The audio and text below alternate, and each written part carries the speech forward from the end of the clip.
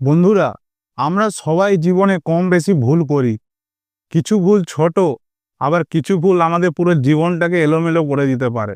কিন্তু আপনারা কি কখনো ভেবে দেখেছেন, আমরা যদি ভুল পথে চলতে থাকি, আমাদের ভবিষ্যৎটা ঠিক কেমন হতে পারে? আজ আমি আপনাদের এমন একটা কঠিন সত্য কথা বলবো, যা রাতের ঘুম উড়ে যেতে পারে।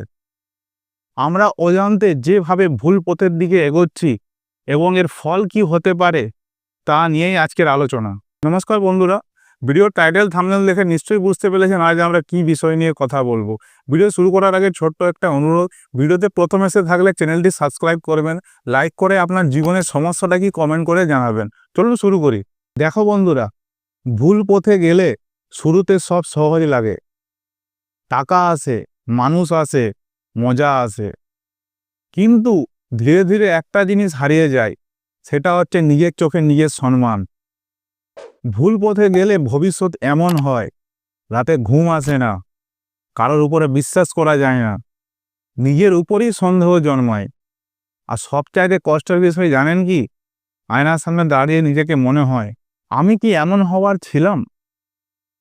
ভুল পথে গেলে তৎক্ষণাৎ সুখ দেয়, সঠিক পথে গেলে শুরুতে কষ্টটা দেয়। ভুল পথ বলে আরও মজা করো, সঠিক পথ বলে আজ কষ্ট করো, কাল ভালোভাবে বাঁচো। আর আমরা সবাই মানুষ, আমরা আজকের সুযোগটাই বেছে নিই, আজকের সুখটাই বেছে নিই। কিন্তু একদিন হঠাৎ তুমি বুঝতে পারবে, সময় চলে গেছে, সুযোগ চলে গেছে, কাছের মানুষগুলোও চলে গেছে। তখন তোমার কাছে থাকবে শুধু আফসোস। কিন্তু আজও একটা সুযোগ আছে। আজ সঠিক পথে ফিরতে গেলে একদিনে সাধু হতে হয় না। আজ থেকে তুমি একটা ছোট পদক্ষেপ নেওয়া শুরু করো। খারাপ জায়গা থেকে সরে যাও, ভুল মানুষ থেকে দূরে থাকো। আজ এই একটা সিদ্ধান্ত পুরো তোমার ভবিষ্যৎটা বদলে দিতে পারে।